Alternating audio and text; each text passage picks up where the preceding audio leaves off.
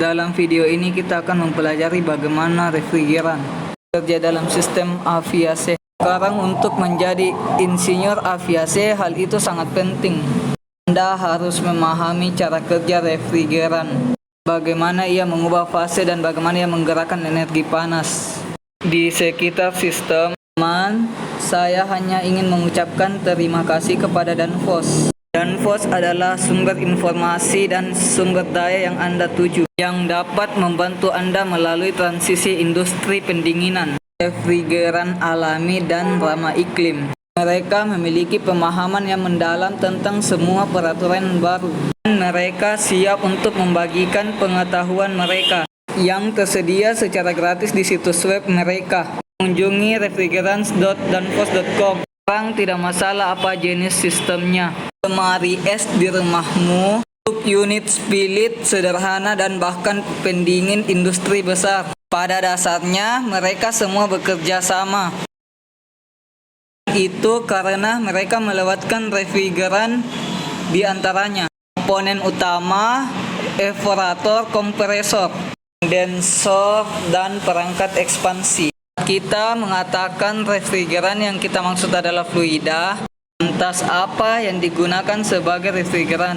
Kami juga banyak video menarik lainnya seperti angin udara dan aviasi hanya umum. Tapi alasan kami biasanya tidak menggunakan air yang sama, karena ada unit pendingin yang dibuat khusus. Refrigeran yang dirancang khusus untuk tugas ini, hingga mereka dapat bekerja lebih baik. Di layar Anda akan melihat beberapa yang lebih umum. Refrigeran yang digunakan saat ini itu adalah R22, R134A, dan R410A. Jika Anda tidak tahu apa arti angka R, maka jangan khawatir, kita akan melihat file sebagai jenis zat pendingin di video berikutnya, sama dengan pro dan kontra dari mereka, sama potensi dampaknya terhadap lingkungan.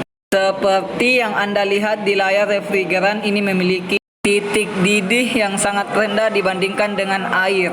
Jadi mereka membutuhkan sedikit panas untuk mendidih dan menguap menjadi uap, dan ini berarti mereka dan mengekstrak panas lebih cepat. Kita dapat melihat bahwa pada tekanan atmosfer kemudian mendidih, titik air adalah 100 derajat Celcius atau 212 derajat. Kekuatan pendorong refrigeran mendorongnya di sekitar sistem, dan ada banyak jenis kompresor yang berbeda.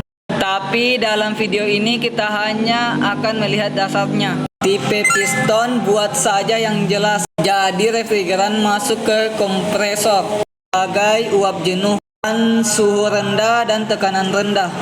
Kompresor menarik masuk refrigeran dan dengan cepat mengompresnya. Ini memaksa molekul bersama. Jadi jumlah molekul yang sama masuk ke ruang yang lebih kecil. Ini meningkatkan laju tumbukan molekul karena mereka semua terus-menerus terpental. Saat mereka bertabrakan, mereka mengubah milik mereka. Energi kinetik menjadi panas. Di dalam refrigeran, ini menghasilkan refrigeran. Tingkatan energi internal, entalpi, dan tekanan. Anda akan tahu ini jika Anda pernah menggunakan pompa sepeda. Pompa menjadi sangat panas saat tekanan meningkat. Refrigeran sekarang berasal dari kompresor dalam kondensor. Kondensor adalah tempat semua panas yang tidak diinginkan dibuang keluar ke atmosfer. Ini akan mencakup semua panas dari gedung serta panas dari kompresor. Saat refrigeran memasuki kondensor, suhu harus lebih tinggi daripada udara di sekitarnya agar panas berpindah. Semakin besar perbedaan suhu, semakin mudah perpindahan panasnya. Refrigeran masuk sebagai uap super panas pada tekanan tinggi dan suhu tinggi, dan itu melewati tabung kondensor. Kipas akan meniupkan udara ke seluruh kondensor untuk menghilangkan panas, seperti meniup sesendok sup panas. Untuk mendinginkannya, saat udara bertiup melintas tabung, ia akan menghilangkan energi panas dari refrigeran. Saat refrigeran melepaskan panas ini, itu akan mengembung menjadi cairan. Jadi pada saat refrigeran meninggalkan kondensor, sekarang Anda akan melihat ini jika Anda menuangkan air mendidih ke dalam gelas. Anda akan melihat semua uap mulai keluar darinya. Dan juga uap saat bersentuhan dengan kaca yang bersuhu lebih dingin. Selanjutnya refrigeran keluar dari kondensor, sekitar dan ke dalam perangkat ekspansi. Dalam hal ini kita punya katup ekspansi termal. Katup ekspansi mengukur aliran refrigeran ke dalam evaporator. Dan dalam contoh ini kami menggunakan katup ekspansi termal yang menggunakan baut kapiler untuk mengontrol aliran melalui katup tergantung suhu di outlet evaporator. Katupnya agak mirip dengan nozzle semprot. Ini memiliki tekanan tinggi di satu sisi di dalam botol dan ada sisi bertekanan rendah tepat setelah nozzle. Saat pelatuk ditekan, cairan akan lewat. Jadi saat zat pendingin melewati katup ekspansi, ia akan melakukan ini dan akan berkembang. Karena pipa setelah itu masuk ke evaporator, ada pada tekanan yang lebih rendah sehingga refrigeran akan dapat berkembang untuk mengisi ini.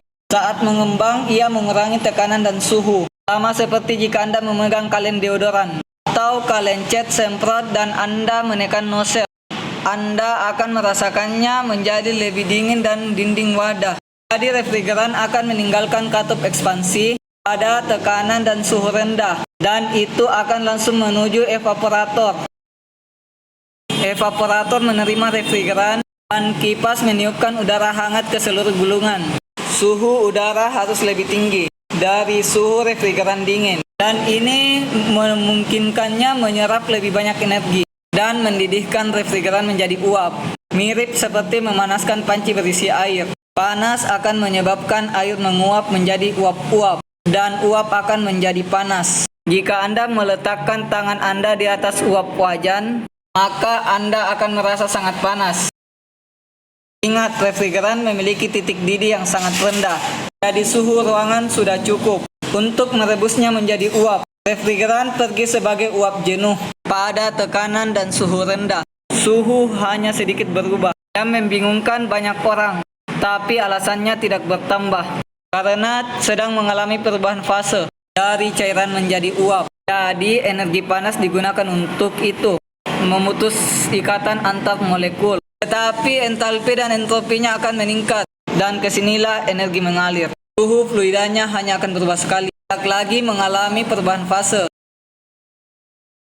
Baiklah teman-teman, itu saja untuk video ini. Terima kasih sudah banyak menonton. Saya harap Anda menikmatinya dan itu membantu Anda. Tepat sebelum kita pergi, saya ingin mengucapkan satu kali lagi terima kasih karena Danfoss mensponsori episode